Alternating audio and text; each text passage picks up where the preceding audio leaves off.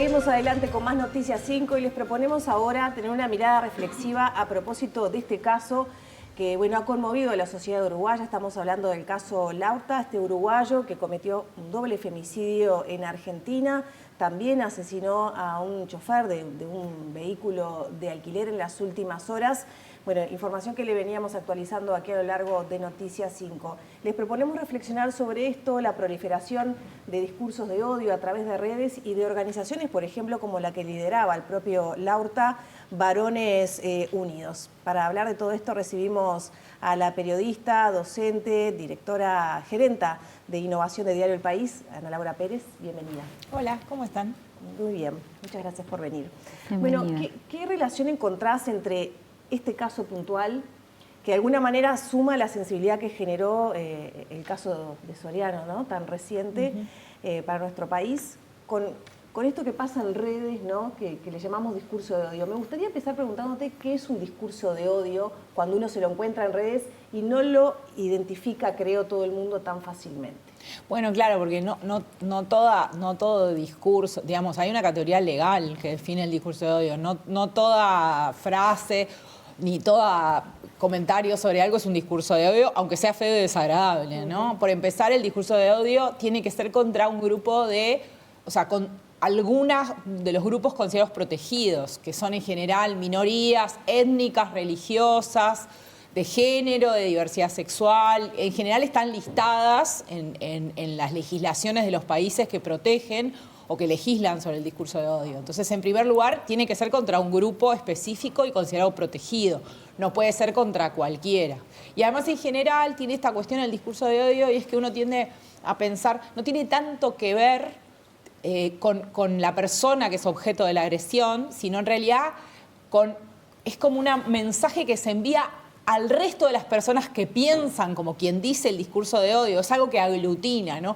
Hay algo que tiene que ver, y eso también lo define, con la incitación. Tiene que haber una incitación, un llamado a profundizar ese odio. Por eso no es lo mismo una persona que grita una cosa que una persona que crea una organización, que sostiene un discurso, que intenta claramente aglutinar, que produce memes para circular, todo ese tipo de cosas que, por ejemplo, Varones Unidos hacía desde que nació hace 10 años. ¿Cómo definirías lo que hace Varones Unidos? Bueno, Varones Unidos es una organización que nació en 2015, en general como en paralelo. Estas cosas se han dado como a nivel global, si bien Uruguay, por suerte, tiene como otros tonos en general y esto no se ha convertido en nada masivo, en otros países lamentablemente sí.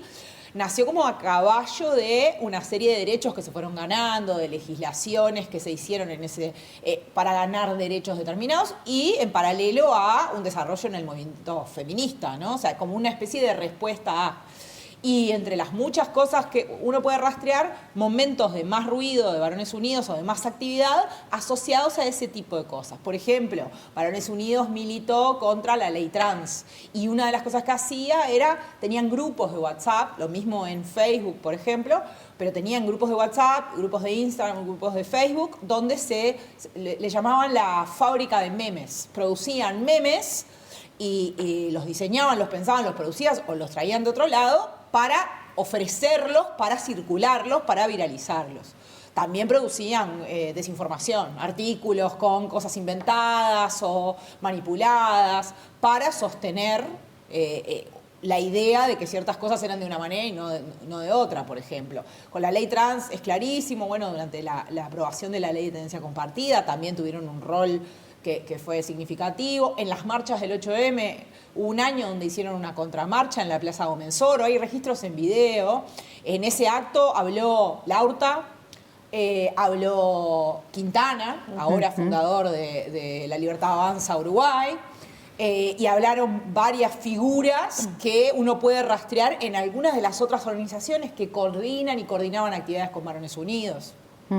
Sí, con respecto a eso, ahí hay un punto, ¿no? La ley de tenencia compartida o la corresponsabilidad en la crianza, porque ahí es cuando esto, porque además lo venís describiendo como un fenómeno que estaba armado con determinadas características, logra colarse en el Parlamento, logra meterse en decisiones y ocupar espacios donde ya de por sí estas prácticas no son detectadas o por lo menos advertidas ya en las redes sociales, porque hay mecanismos, sos la experta en eso, de detectar determinada línea de mensajes de odio para poder de alguna manera retenerlas o hacer denuncias.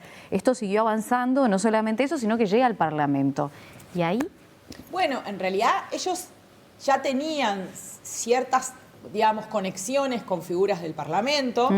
En este acto que yo decía de contraacto del 8M, si no me equivoco, fue 2018, habla Abdala, por ejemplo, en ese mismo acto.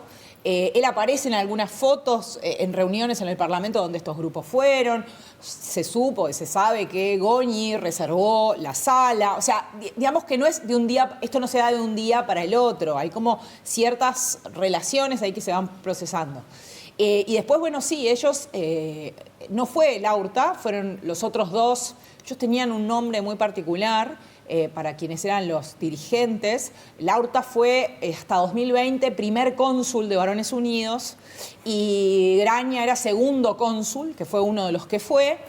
Urch es el otro que aparece asociado y que fue el otro que estuvo. Fueron por videollamada, participaron en la Comisión de Constitución hablando de la ley de tenencia compartida por videollamada, en una participación muy breve que no debe haber durado, uno ve en la versión taquigráfica, pero no la calcula como mucho más de 10, 15 minutos, pero manejan ahí unos datos que no queda claro de dónde salen, sobre supuestas denuncias falsas o cuestiones en España. Pero bueno, la verdad es que llegan hasta ahí. Y nada, ahí también, por ejemplo, pienso en esto que en su momento, porque hubo polémica cuando vinieron Márquez y Laje y se consiguió esta sala. Y, por ejemplo, Goñi lo que decía era, bueno, esta cuestión de la libertad de expresión. Y en realidad, bueno, hay una tensión ahí. Los delitos de discurso de odio son limitaciones a la libertad de expresión. Y ahí siempre hay una tensión entre, bueno, lo mismo con el honor. Hay una tensión en, bueno, tengo que poner en la balanza y elegir qué es más importante para una sociedad. Entonces, bueno, a veces hay gente que considera, y supongo que los recibieron también por eso, en la medida que todas las personas que tenían algo para decir relacionado con esa ley podían decirlo. La verdad es que tampoco tienen una expertise en el tema. Hay otras figuras que también pueden resultar polémicas, pero que tienen cierta formación en esos temas. Varones Unidos no tenía especialistas de ningún tipo, pero intentaba hacer estas cosas, intentaba asesorar. Si uno mira la página de Varones Unidos, ofrecían servicios, y uno de los servicios que ofrecían eran test de paternidad. La verdad no tengo mucha idea de quién hacía esos test ni de cómo funcionaban, pero había como una búsqueda ahí de capturar gente a partir de determinadas cosas como secundarias, ¿no? Sí, también había mucha información a propósito del caso Laurta y el vínculo con su expareja y su hijo, etcétera. Él las escribía él, esas notas. De hecho, digamos, él era el que tenía la pata, Laurta era el que tenía la pata más digital del grupo, porque ese era su expertise. Él tenía una agencia de contenidos digitales, era lo que se llama especialista en SEO, que es posicionamiento en buscadores. Eso mismo. Por eso hay esas notas que son como que no tienen nada que ver con nada. La idea de esas notas era capturar búsquedas. Sí, ahí veíamos en pantalla Google. de cómo arreglar su auto, por ejemplo, y te daba consejos para arreglar el auto u otros consejos para el estilo de vida, todo lo que necesitas saber sobre las sierras para cortar hormigón. Cosas como de varones, ¿no? O sea, como esta idea de que vos podías capturar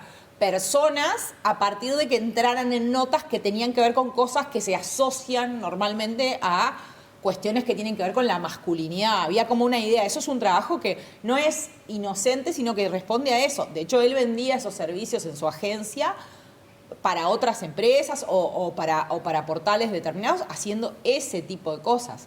Entonces, bueno, como él era el especialista en estas cosas, el sitio Varones Unidos está registrado a su nombre, y en general los contenidos los hacía él, lo mismo que el manejo de las redes sociales. Esa era como su parte. En 2020 intuyo que en gran medida porque él ya empezó a tener problemas judiciales relacionados con el caso de su expareja, Varones Unidos publica una nota donde dice que él va a continuar relacionado con el grupo, pero que va a dar un paso al costado como primer cónsul y que va a asumir otro de ellos como la cara visible. En lo que da la sensación que era un movimiento para sacarlo del ojo tan público porque estaba en este proceso.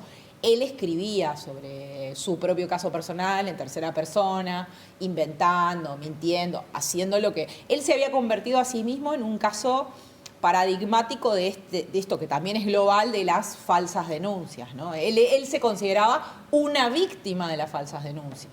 Ahora, ¿cómo se vincula con la violencia física que terminó en este doble femicidio? También, bueno, le quitó la vida de una manera además terrible, ¿no? Al chofer. ¿Cómo se vincula todo esto que es teórico, entre comillas, con los hechos consumados y con esta persona que vemos a mis espaldas que dista mucho de la imagen que mostraba en ese inicio, ¿no? Como hombre más bien ganador, empresario, etcétera. Ahora parece una persona con problemas de salud mental. Acá está la otra. Sí, que incluso había como piques entre los contenidos hay piques para conseguir citas en Instagram. O sea, había también como una construcción.